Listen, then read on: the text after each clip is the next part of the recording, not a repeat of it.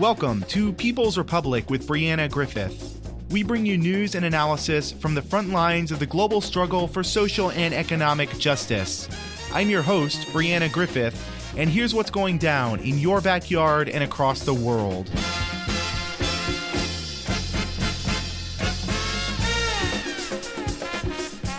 Welcome to People's Republic. My name is Brianna Griffith. This is our very last episode for the year, and so to kick off the end of the year, we're going to be talking about some of the most important stories that have both been covered endlessly, as well as some that have been completely ignored as 2019 wraps up. So to kick off our end of year segment, we are joined by Jacquie Luqman, who's one of the co-editors in chief of Luqman Nation, as well as now one of the co-hosts of By Any Means Necessary on Radio Sputnik. Thank you very much, Jacquie, for joining the show once again. Thanks so much for having me back, Brianna. It's always a treat. First of all, congratulations on the By Any Means Necessary gig there. I know you've been a regular commentator for quite a while on the show. It's a fantastic show that if anyone hasn't kind of listened to it before, it's definitely worth a listen. You can find it on Facebook and Twitter and other places by typing in By Any Means Necessary. Congratulations on that. And let's get into the first story, which is that the loss of essentially the Labour Party in the UK elections as well. What do you sort of make of that? I think that I believe what the critics of the Labour Party and Jeremy Corbyn have of him, and what they've always had of him in regard to this Brexit vote. You know, people can oppose Brexit, and that was fine that people opposed it. But I think the mistake that Corbyn and the Labour Party made was to ignore the Brexit vote. That people, even if the Brexit campaign was based on, horrible xenophobic racism, and then, the terribly xenophobic campaigns that were launched by the far right groups in the UK about Brexit, and how all of the foreign non-British immigrants would be pouring over the border, and that Brits had to protect their borders. And I mean, those campaign ads were real, and they were very xenophobic, and Brexit seemed to have been premised upon and marketed based on really racist anti-immigration sentiment. Even that being true, the fact that people in the UK voted to leave the European Union needed to be something that Corbyn and the Labour Party had to at least address. And they just didn't do it. So, I mean, in the end, it seems that they could have at least raised the issue, and in raising the issue, bring up those issues for why the argument to leave the EU is based on really horrible ideas, and maybe we can go about this another way. But it seems like Corbyn and the Labour Party just kind of ignored the issue, and that did not serve them well. And it also didn't serve them well that they did not hit back on the false charges of anti-Semitism. I think they were trying to take the high road with those accusations, but I think the outcome of the election for the Labour Party is the cautionary tale for what happens in politics when you take the high road. Sometimes you can't. Politics is a dirty business, and that was a dirty game that Corbyn's opponents were playing with, charging him with anti-Semitism. And they had plenty of information in the Labour Party to counter those accusations, but they just didn't use it. And I think Corbyn thought, well, I'm going to rise above it. Yeah, but to win in politics, sometimes you got to get down in the gutter and scrap with these people. And I think if you're unwilling to do that, this is kind of the thing that's going to happen sometimes. Yeah, I think there are two kind of main points I'd like to sort of follow up on there at this particular point. First of which is kind of how all of this, going even back to Brexit, was essentially sort of the spiraling sort of byproducts of imperialism, of sort of the Western imperial policy that has led to these different refugee, quote unquote, refugee crises and whatnot. The other thread I'd like to get into in just a little bit is sort of the triangulation that the kind of Corbyn wing, the more leftist wing of Labour, was trying to do within their own party. I don't really know the dynamics of internal dynamics of Labour for sure, but Corbyn was certainly triangulating to not lose the Blairite wing of his own party, the neoliberal wing of his own party, and so that led him to essentially not be able to formulate that.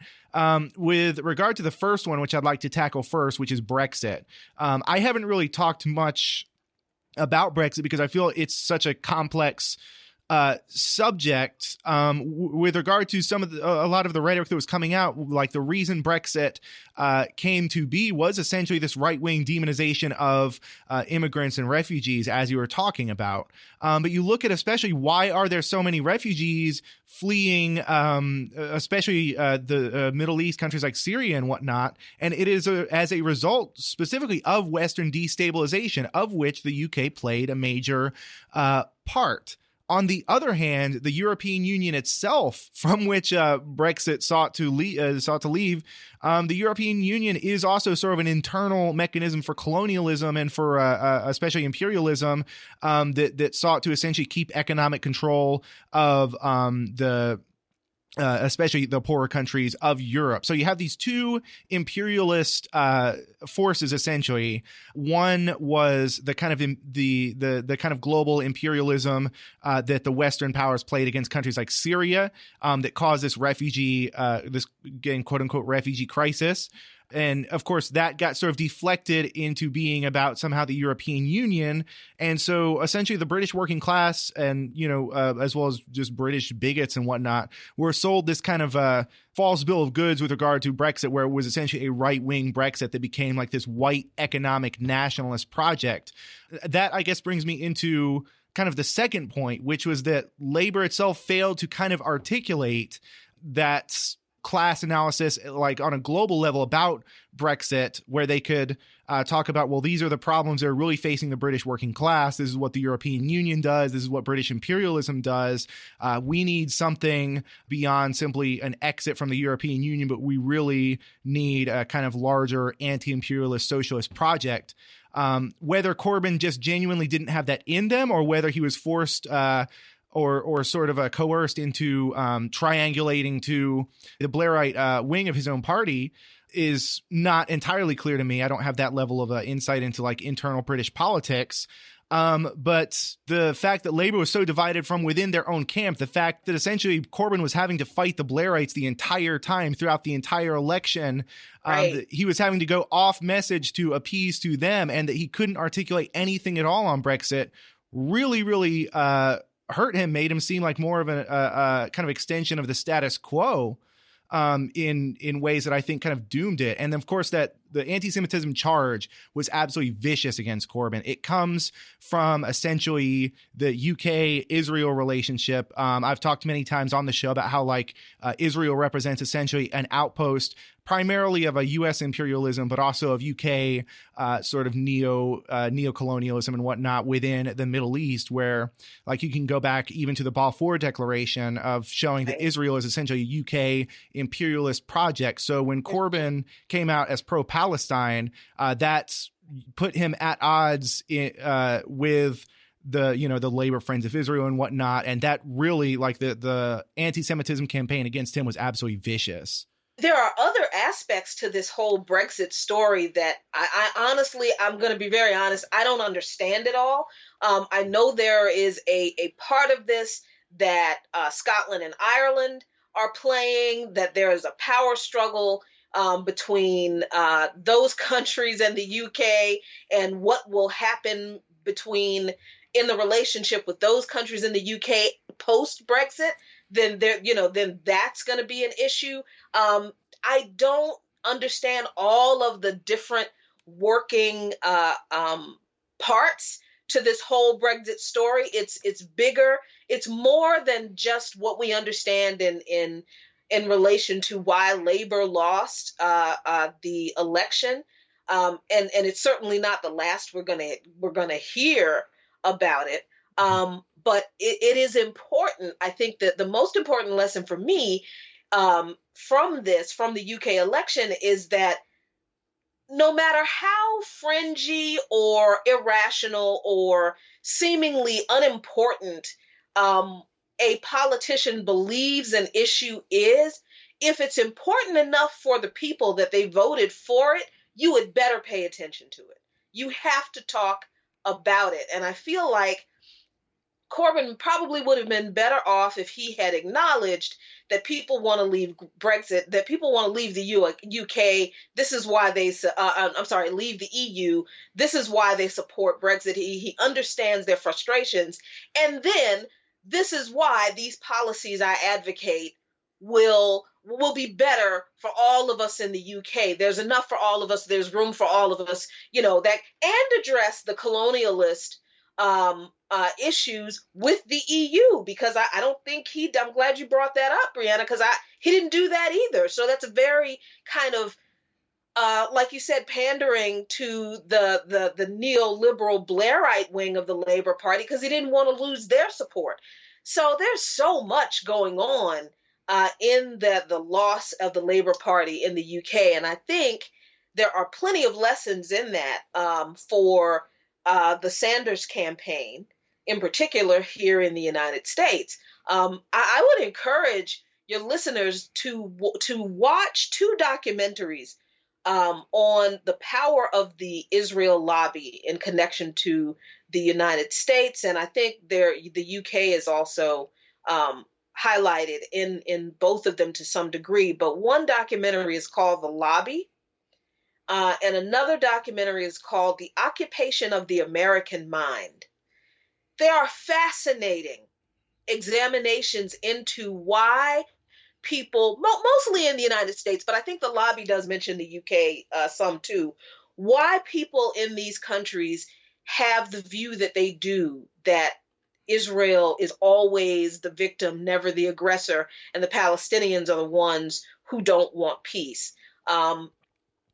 These kinds of things, politicians need to be, if they call themselves progressives, they need to be able to stand up to these false charges of anti-Semitism, call out the people who are leveraging these false charges, because the people who are falsely accusing progressives of anti-Semitism are in fact themselves right-wing anti-Semites.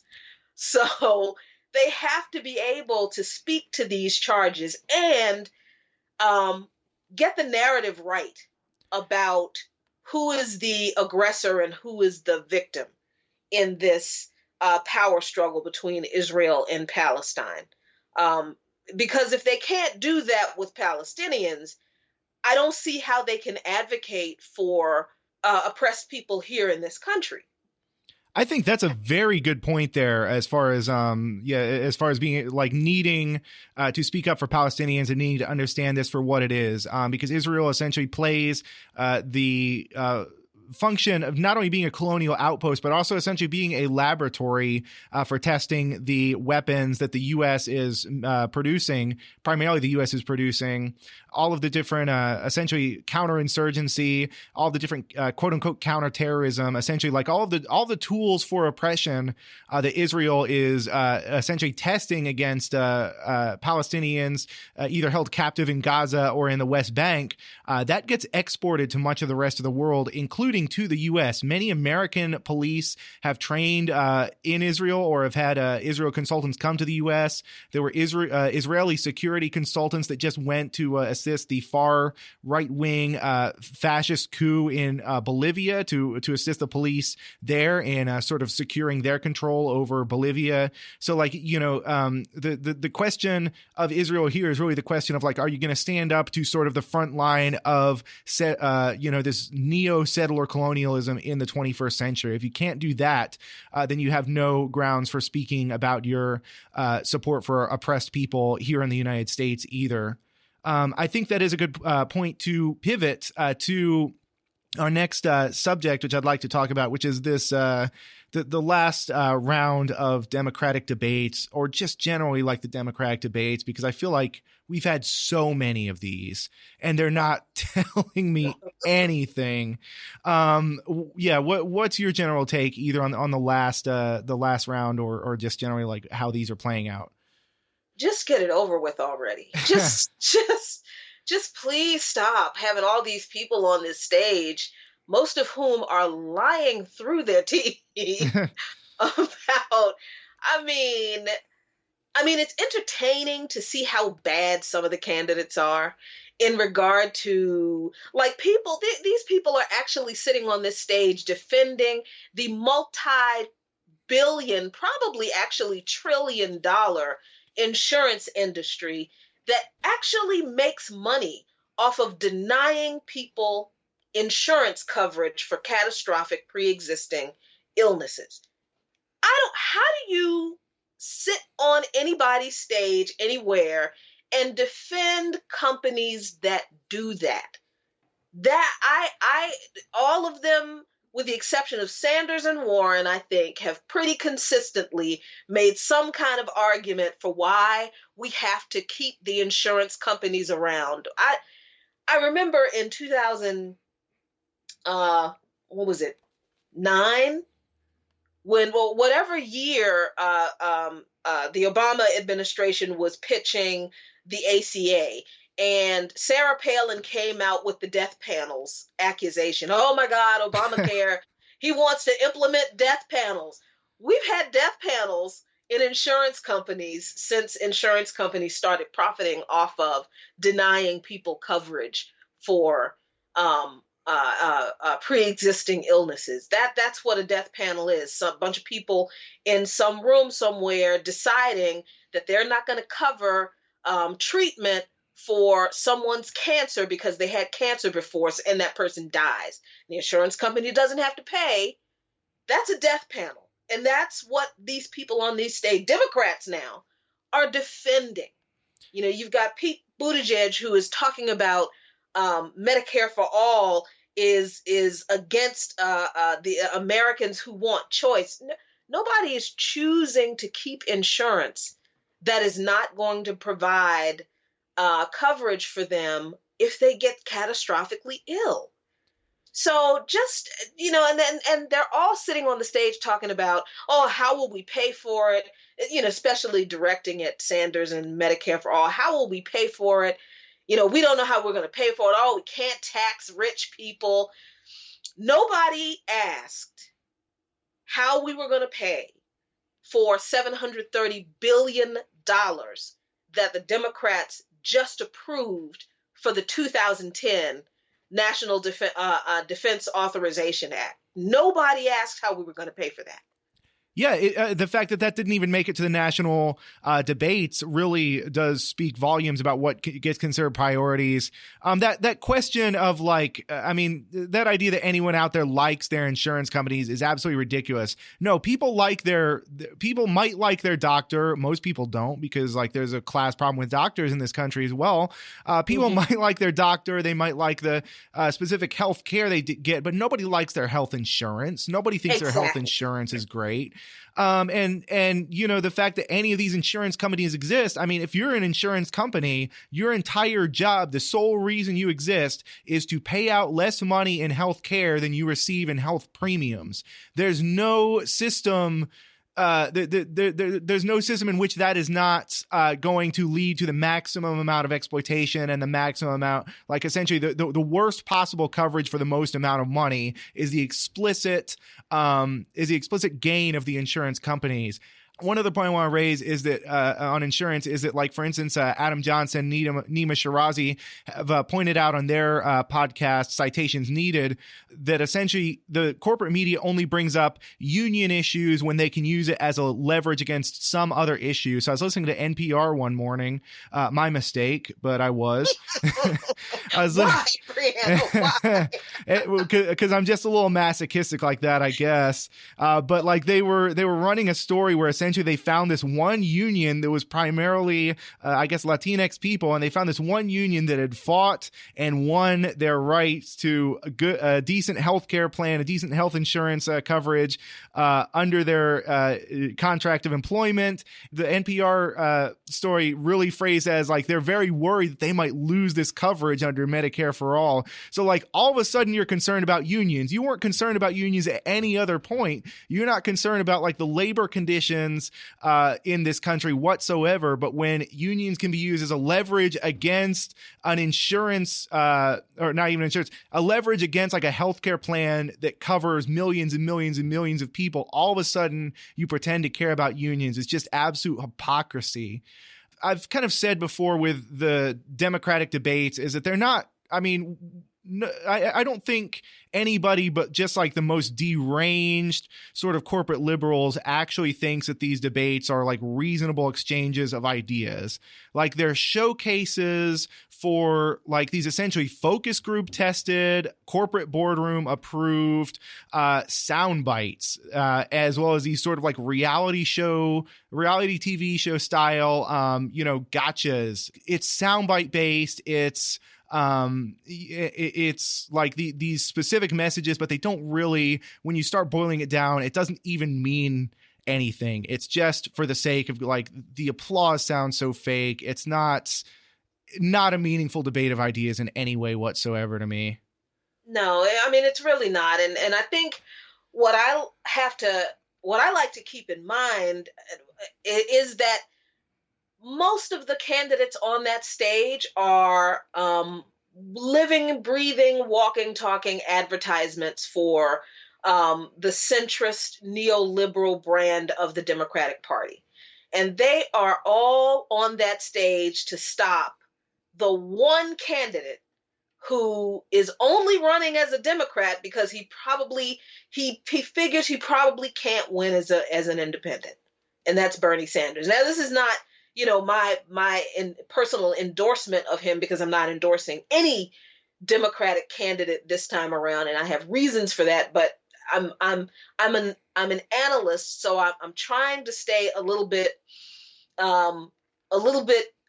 keep myself a little bit more objective in this whole electoral politics business, because I have other thoughts about that too. But if people don't clearly see that all of the candidates on that stage are there literally to stop Bernie Sanders, to convince the American people that Bernie Sanders' ideas are ridiculous. They're going to get us in trouble. He's not going to deliver what he keeps telling you he's going to give you. You had better go with these more pragmatic, realistic solutions that really aren't going to give you much more than what you have now, but at least you're not going to be disappointed by Uncle Bernie. If people don't see that by now, I don't know what to tell them, because that's what I see when I look at that stage. Yeah. If you're just tuning in, you're listening to People's Republic with Brianna Griffith. People's Republic originates on KOOP 91.7 FM Austin, and is also broadcast on WHIV 102.3 FM New Orleans. We are also available as a podcast wherever podcasts are podded. We are speaking with Jacquie Luqman, who's the co-host of By Any Means Necessary on Radio Sputnik, as well as one of the co-editors-in-chief of Luqman Nation. I think you're absolutely right in that so much of these debates are geared toward essentially minimizing Bernie Sanders. same thing. I'm not endorsing anybody as far as the Democratic Party goes, or I'm certainly not endorsing any Republican. Exactly. But because that's always the accusation. You criticize the Democrats, and you're always accused of wanting the Republicans to win, which is ridiculous because I think of how much the Republicans criticized each other in 2016 and how much the Republicans were criticized in 2016, and criticism and anger clearly don't prevent somebody from winning. I mean, I think that's such an intellectually lazy and dishonest response when you have criticism of the Democrats. Oh, well, you must be a Trump supporter. Oh, well, you must want the Republicans to win. No, why would I waste my time criticizing the most blatantly obvious, horrible bunch of politicians that we've probably ever seen? I mean, the criticizing Republicans is just way too easy. You don't need to criticize them. All you need to do is just sit there and wait for a few of them to say some stuff, and that's it. You don't need to analyze that. They analyze their horrible lack of morality all by themselves. They do it for you. So there's no need for me to analyze how bad the Republicans are. What people are confused about is really how much the Democratic Party does not care about us. That's what people are really in the dark about. And they think because Democrats are not Republicans, that they're better than Republicans. But as W.E.B. Du Bois said in 1956, I think it was, both parties are two wings of the same evil bird. And I forget, there was also, I think, a Marxist revolutionary who said something to the effect of the U.S. has two, or the U.S. like all communist countries has one party as well. Only in typical American fashion, they have two of them. Exactly. I forget who said that, but it's something that's certainly ringing true. And I think this is a perfect segue here into sort of the next topic, which is generally not only impeachment, but also the things that got glossed over from impeachment. If we're going to be talking about the fact that essentially these two parties are exactly the same, I think nowhere is this more obvious than in the fact that Nancy Pelosi, while sort of essentially pretending to impeach Donald Trump, getting it through a vote that she knew she could pass in the House and refusing to bring it to one that she knew wouldn't pass in the Senate, while pretending essentially, while doing this complete fake out, pretending to impeach Donald Trump, managed to essentially give Trump everything he wanted in regard to, I mean, for just generally the past few years in regard to like his concentration camps, his military budget, his space force. She gave him essentially the unlimited surveillance power of the Patriot Act. So, you know, if like, I think this is what gives the game away about this whole quote unquote Trump is a foreign agent, Trump is a Russian asset or whatnot. It gives the game away that the Democrats don't actually believe this, because if I were a Democrat and I believed that Donald Trump, the president of the United States, was an agent of Russia, or was even just using the presidential seat for his own political gain, either in 2020 or in any other way, I certainly would be like, first of all, saying that all the time, but I would be trying to shut down any budget that would go toward something he had discretionary power over. And yet the Democrats aren't. They keep giving him everything he wants. Yeah. I mean, not only have they given him the NDAA, pretty much everything he wanted in the NDAA. He gave him, which including the Space Force. He got his Space Force. They didn't put up too much of a fuss when he kicked 700,000 people, or proposed to kick 700,000 people off of food stamps. Nancy Pelosi has turned around and invited him to give the State of the Union. Now, this is after they impeached him. Right? They gave him the State of the Union after they impeached him. Yes, she invited. I'm not kidding. That was my exact response, Brianna, when I read that. I was leaving. We were wrapping the show up either Thursday or Friday. It had to have been Thursday. And I was just, reading through the headlines to get ready for the next day. So yeah, it had to be Thursday. And I was like, wait a minute. She invited him to the State of the Union. They just impeached him because they said that he obstructed justice and he abused the power of office in violation of the Constitution. If you violated the Constitution as the president, then wouldn't that preclude your right to give the State of the Union address? Now, I don't know what that means legally.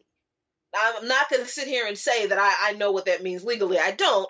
I just know that I'm not going to issue an invitation to somebody that I just said violated their oath of office under the Constitution to give an official State of the Union address. I mean, you might do it, but I'm not going to be the one to invite you to do it. I might not be able to stop you, but I'm not going to be the idiot who just made a big deal about impeaching you because, you know, you have committed high crimes and misdemeanors against the Constitution. That invitation ain't gonna come from me. But that's what she did. In addition to giving him Space Force, not opposing him, not opposing the food stamp reduction, the reduction in funding for food stamps, they haven't opposed anything that he has wanted. But they've made a big deal about this impeachment, and I'm not at all saying, Brianna, that he shouldn't have been impeached for something. I think he should have been impeached. I'm just not so sure that the things they finally impeached him for were the right things. Certainly Russiagate was bull, but I don't think profiting off of his office as president, I don't think that was something that should have been overlooked. The violation of the emoluments clause, I don't think that should have been overlooked, but it was. I mean, putting children in concentration camps, that seems to be illegal to me. Well, the part about that, like this idea, when you ask people about this, when you ask people who are really pro impeachment, because I think like most Americans, or a good majority of Americans, want to see Donald Trump gone. They don't really care how. They just, like, when they see impeachment, they're like, oh, this is good, we're getting rid of Trump. I don't think, for various reasons, like most people I know are working multiple jobs and don't have the time to kind of follow all these threads. So like they generally want to see Donald Trump gone, but they also see, for instance, that the Democrats did nothing at all with regard to these concentration camps. And so like you ask people about this, you ask the real supporters of impeachment, like the like essentially deranged kind of corporate liberals I was talking about. Mm-hmm. And for them, it's like they'll say something like, well, sure, I don't agree with it, but it wasn't something, like it doesn't fall under impeachment. It doesn't wasn't an impeachable offense. Well, to me, there are two options there. There are two possible ways that could go. Either the Democrats, when they say that concentration camps aren't impeachable, either they're lying and they just don't want to impeach. Or if it's truly not an impeachable, and that's horrific, but if it's truly not an impeachable offense, what does that say about the nature of the U.S. Constitution, where building concentration camps are perfectly legal? And as we both kind of know, that like the concentration camp model that was used in Nazi Germany came from the American reservation system for indigenous peoples. So what does it say that concentration camps are baked into the very fabric of American society, that they're not seen as an impeachable offense, whether they're telling the truth or whether they're lying about that? Another kind of thing I want to bring up is regard to the, to talk a little bit about the actual substance of this impeachment thing, because it was all about this kind of weird phone call. I mean, not that weird, but it was all about essentially this phone call to Ukraine, to President Zelensky. And the thing that people aren't talking about is that the real scandal with regard to this phone call to Zelensky and with regard to Ukraine generally is the arming of Ukraine in the first place. So, Mm-hmm. so in 2014, not obviously, but in 2014, for those people who don't really know anything about Ukraine, which is most of the American public, don't really know anything about Ukraine. In 2014, the Obama administration worked with literal neo-Nazis, and I never use fascist to just mean anybody who's a right-wing militarist. When I say fascist, I mean literal fascist. The Obama administration was working with literal fascist neo-Nazis who were apologists for essentially Nazi war criminals and SS war criminals, who were flying SS flags, who were showing imagery of the Nazi Third Reich. The U.S. was working with those people to overthrow the government of Viktor Yanukovych and brought essentially a neo-Nazi apologist regime to power that immediately began doing all of the things you would expect for that, including committing pogroms against Jewish people, against Roma people, and against Russian-speaking communities in eastern Ukraine. Now, the Obama administration only ever provided essentially like different material aid in the form of food, in the form of monetary aid or whatnot. I don't know the exact specifics, but basically the Obama administration did everything but provide weapons because they knew how bad it would look providing weapons.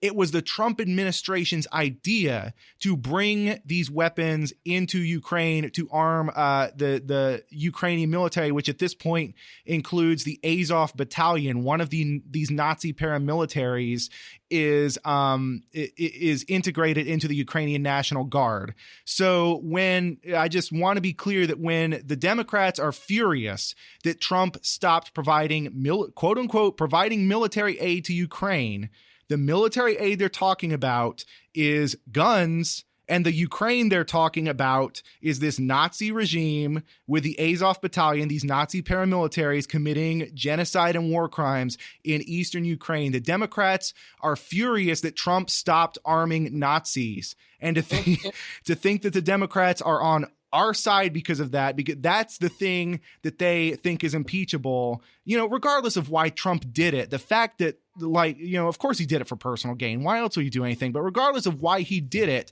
that's what it is that's on the table, and that's not getting reported as such.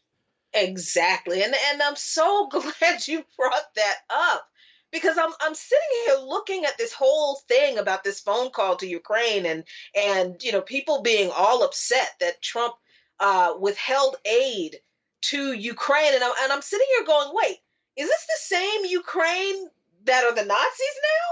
I'm just wait a minute. Did I lose track of something? Did something happen in Ukraine where the Nazis that the Obama administration provided some type of assistance to help them overthrow the guy that the Obama administration didn't like? Were they overthrown? Did I miss something? No, it's the same ones.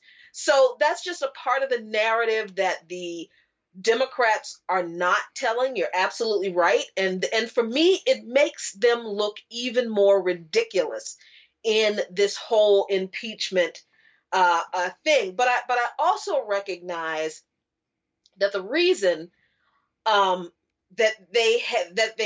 they chose the articles of impeachment that they did was because they really couldn't choose much of anything else that couldn't come back on them. I mean, there really wasn't a whole lot else that they could impeach Trump on that somebody else could turn around, or that somebody else could not turn around and say, well, the Obama administration did this too. I mean, one example is the putting children in cages. People like to think that that's a particularly evil thing that Trump did. And yes, Trump has done it prolifically. But there were children and families that were separated and in cages under the Obama administration too. Okay, they weren't there for an extended period of time. And as someone said to me one time in this sort of weird defense of the Obama administration, well, they had mats on the floor.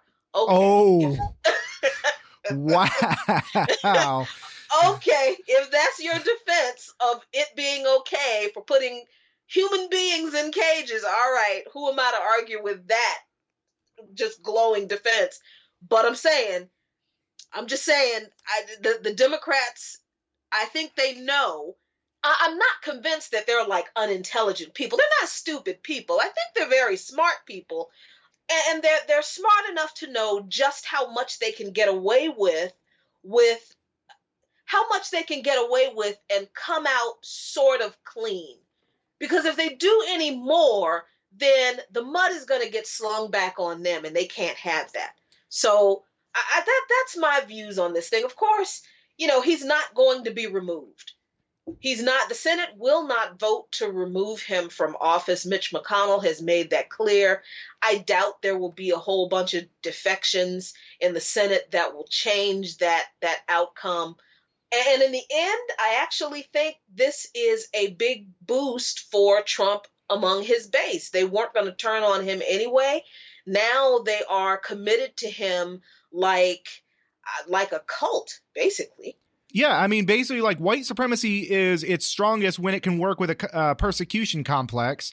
And absolutely. By impeaching Trump over nothing, the Democrats have essentially like alienated their own base by not going after him over the things people actually care about, and by going after him over this instead, they've essentially alienated their own base while strengthening Trump's base. I was talking, looking back at sort of the beginning of this thing when it started to unfold, I think in October or so, I talked to Walter Smolarek at the time, editor of Liberation News, and he said essentially the Democrats, like what he said was the Democrats have finally found a way to lose to Donald Trump in 2020.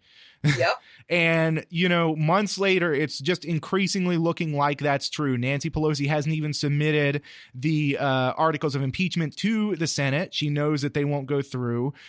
Some say, like, it's sort of being speculated right now that she may be holding on to those articles of impeachment. Like, some still think she's playing eighth dimensional space chess. Some people are like, oh, she's got a plan. She's not. Okay. Yeah, exactly.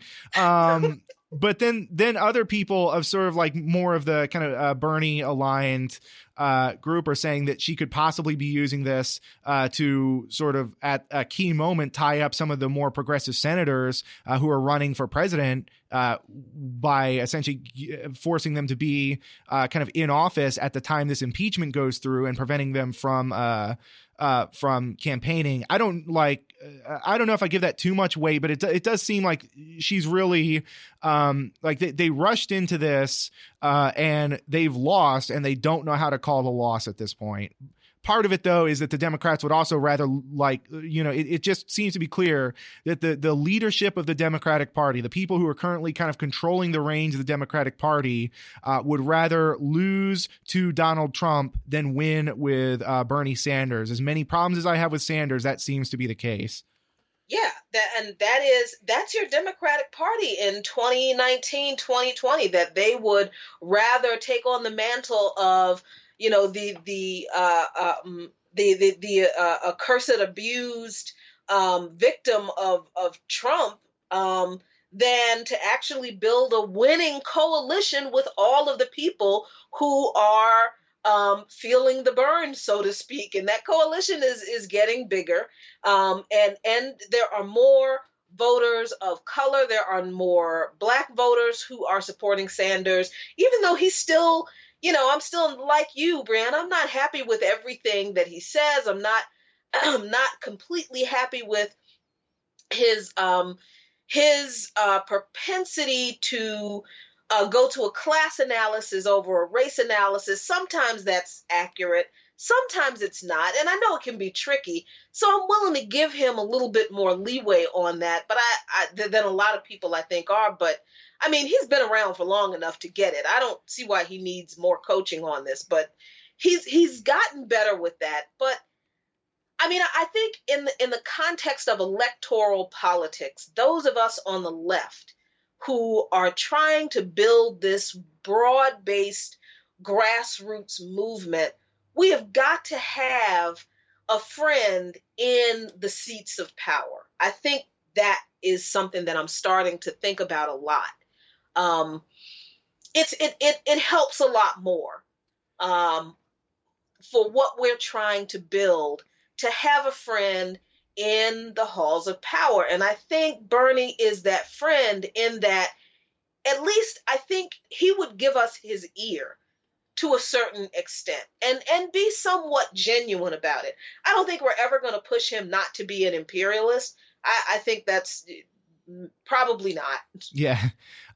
Well, I'd like to comment very briefly on kind of one thing he said about that, which is that he always defaults to a class analysis over a race analysis.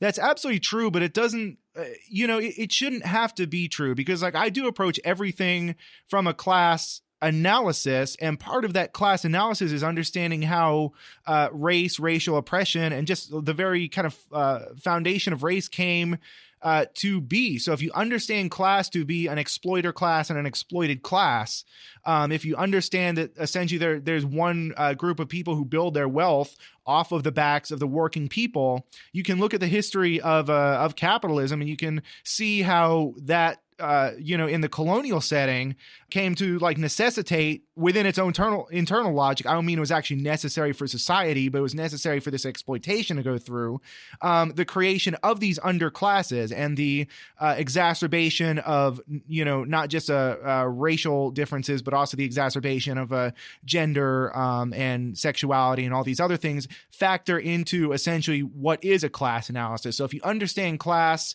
from, I would say, a Marxist viewpoint, you can understand like how racial oppression came to be very easily, and you can incorporate that in a way that sort of builds solidarity. Says, yes, for instance, white workers are oppressed, but in order for us to end our own oppression is tied to the oppression of all these black and brown people across the world. We need to stand in solidarity with them, et cetera, et cetera. It's frustrating that Sanders, just given the opportunity, refuses to just engage in that real basic show of solidarity. I think all of the candidates have struggled answering the questions, the various questions on race and especially reparations. Sanders, I think, is the one who, as I said, he is pushable. I think he's the most pushable out of all of them.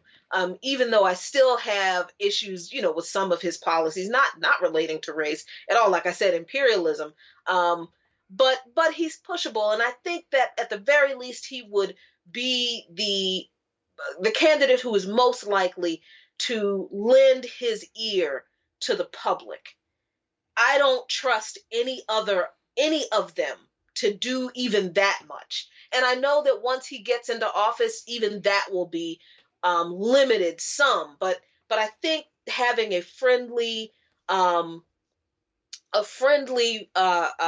ear in the seats of power is really critical for us on the left, who are trying to build this movement outside of electoral politics, even if it's only in the area of fighting to remove the legislation that has been passed to criminalize protest.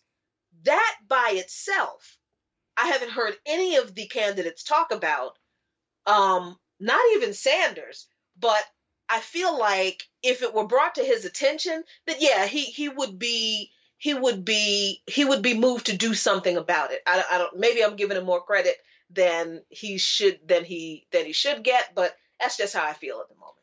Let's then pivot in our last 10 minutes or so to some of these stories, because the corporate media has endlessly covered impeachment. Meanwhile, we've had the revelation of the Afghanistan papers, as well as one of the other subjects we were talking about beforehand, which is Operation Relentless Surge. So on one hand, we have this major revelation that the U.S. government was covering up its failures in Iraq. And on the other, we have at this very kind of moment a major plan to increase the militarization level of the various police departments of American cities. I'm wondering if you can talk about the significance of these two. First of all, like what did the Afghanistan papers really reveal? I mean, the Afghanistan papers are really, I feel like, the Pentagon papers of our time. And it is telling that they were released in the Washington Post, of all places, owned by Jeff Bezos, and absolutely a corporate rag. But they released the Afghanistan papers, which exposed the manufacturing of misinformation and the blatant lies that the Bush administration, the Obama administration, and then the Trump administration either directly perpetrated or upheld to keep us in Afghanistan for 18 years. I mean, this is not like not reporting on the outcome of a battle. We're talking about um, a sitting president directing defense officials to manipulate numbers to make it look as if troops or troop actions were more successful in theaters, in battle, wartime theaters in Afghanistan than they really were. It's the kind of stuff that I remember reading about in relation to Vietnam. Like, there was some testimony from some Pentagon official in the Afghanistan papers where this high-ranking military officer said the troops on the ground in Afghanistan were so demoralized and so just confused and just wanting to end this because they saw that there was no way to win, and they felt like brass was not listening to them. That was the exact same kind of thing I remember reading about Vietnam. What's not happening in relation to the Afghanistan papers is that nobody is calling for anybody to be subpoenaed for a hearing, for hearings in front of Congress. Instead, we've been focusing on this impeachment. They've been busy with that. If you're winning a war, you don't continue to win the war for 2 decades. Right. But then the same thing essentially happening in Iraq. It almost reminds me of a sort of the stories of like sort of the World War I propaganda that the Germans would kind of put out at the time, where they kept winning battles, but somehow the battles they were winning kept getting closer to their own cities. And it's that same sort of thing of like, how much can you continue to sort of win the battle before eventually the battle becomes the home front? I mean, not that there's going to be an Afghani invasion of the U.S. per se, but that, I mean, to some degree, the U.S. empire at the moment is clearly a spent force. These regime change wars launched by sort of the Bush administration under the consultation of the Project for the New American Century, like it's been a failure even on their own terms. It led to certainly a destabilization, which bought the U.S. empire time. But ultimately, the economic realities of empire can only last people for so long. The other part of this I'm thinking of was a large economic stimulus that led to what many people wrongly consider to be the golden age of the U.S. There was this economic stimulus that was caused essentially by the U.S. production in World War II that led it to become sort of the global, the single global hegemon at the time. Like, that was a major point of recovery for the U.S. economy that actually led to, at least to some degree, prosperity, primarily for white people, of course. But nonetheless, there was a certain degree of economic prosperity within the U.S. because of that wartime economy. This really says a lot about capitalism, is that war is good for the economy. But what does it say, I think, to me, that the U.S. is in this permanent wartime state, which, should be at least a major, quote unquote, stimulus to the economy, that the U.S. at this point is in as much of a wartime economy as it can possibly be. And it's still, even that is not sustaining people. I'm not saying that it should. I'm just saying that I think reveals a much more serious economic problem with the United States than people realize. Oh, absolutely. Especially when the narrative about the economic strength of this country right now is just such a blatant lie. All this talk about such historically low unemployment numbers. Well, we're not talking about people. We're not talking about the people who have stopped filing for unemployment. We're not talking about the people who have stopped looking for jobs because they can't find any.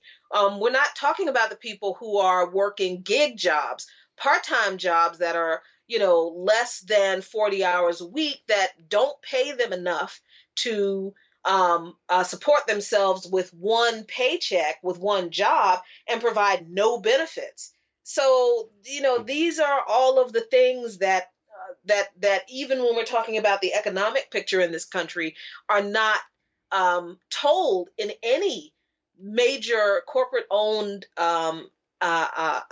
media outlet. They just continue to give this president all this credit for, these low unemployment numbers, especially for African Americans and Hispanics. And the truth is the exact opposite. Most people in this country, 40% of the population of this country, are living on $18,000 or less. Yeah, that's insane. You brought one other story to my attention while we were talking beforehand, and that was about Operation Relentless Surge. Can you talk just a little bit in our last few minutes about what this is and what the significance is for people in the 7 major cities affected? Yeah, nothing much scares me anymore. I mean, zombie movies don't scare me much anymore, but this actually frightens me, and I'm actively very nervous about what's about to happen in these 7 cities, because the Department of Justice just announced that beginning in 2020, 7 cities that are having an issue with violent crime will see an increased presence of federal agents from the DEA, ATF, FBI, and the Marshals, ostensibly to combat violent crime. They actually call this Operation Relentless Surge. That does sound like a warfare kind of, what they nickname battles, because the people that they're going to target, they are considered enemy combatants. They're the people who live in these cities are not going to be looked at or treated as citizens, as Americans, as human beings. They're going to be seen as the enemy. And believe me that a lot of innocent people are going to be caught up in this, because that's how it always works out. There is no amount of crime in the United States that warrants this type of hyper-militarized law enforcement action. Because we all know that the thing that really reduces crime in every society are good paying jobs, quality and affordable housing, quality education, access to quality health care, and access to other resources that community members, from children to seniors, need. If our government cannot surge resources to provide those things in neighborhoods, then there are no other resources they can surge in these places that are going to fix the problems that are the result of issues they don't want to solve. So I'm actually terrified of how this is going to turn out. This is one of those times where I hope to God I'm wrong, but I'm pretty sure that it's going to be as bad as I think it is. In some ways, I kind of see it as very similar to what the U.S. did with regard to the FBI's COINTELPRO, the counterintelligence program, which I think everybody needs to study the history of, because it is certainly there are certainly signs for sure that there is a COINTELPRO 2.0 in the works. I talked to Eugene Puryear, I think, last year or so, and he essentially, when we were talking about the history of the FBI, he said the entire history of the FBI is COINTELPRO. That's what the FBI is. Sure, whatever they might say about quote unquote violent crime or whatnot, the truth is that these large state repressive apparatuses, these the surveillance state, the quote unquote intelligence community exists to maintain the economic and social status quo of the United States. And if you look at where the status quo is, that's not something that anyone should be maintaining. The other very brief thing that I want to mention is, could you imagine if any other country, if Russia or China or the DPRK, often called North Korea, could you imagine if North Korea had a program called Operation Relentless Surge, where they sent police in mass to repress their own cities under the guise of preventing quote unquote violent crime? It would be all we heard about. Well, I mean, we see what happened, what this Congress did in passing a resolution in support of the Hong Kong protesters, because of the police repression against the protesters in Hong Kong. So I mean, it's not like this government, the people who run this government, they understand what oppression, what political repression is. They want us to believe that it doesn't happen here, but they're the ones who are passing the laws that let it happen here. I think that's a great place to go ahead and wrap up. We were joined for the entirety of this episode by Jacquie Luqman, who is the co-host of By Any Means Necessary on Radio Sputnik, as well as the co-editor-in-chief of Luqman Nation. Thank you very much, Jacquie, for returning to the show. Thanks so much, as always, and have a wonderful holiday and blessed solstice and Happy New Year. That's all we have for this week. You have been listening to People's Republic with Brianna Griffith. People's Republic originates in Austin, Texas, and is also available as a podcast on Spotify, Spreaker, Stitcher, iTunes, or wherever podcasts are podded. You can also find us on Facebook and Twitter at People's Radio ATX for more news and analysis. We are out of here.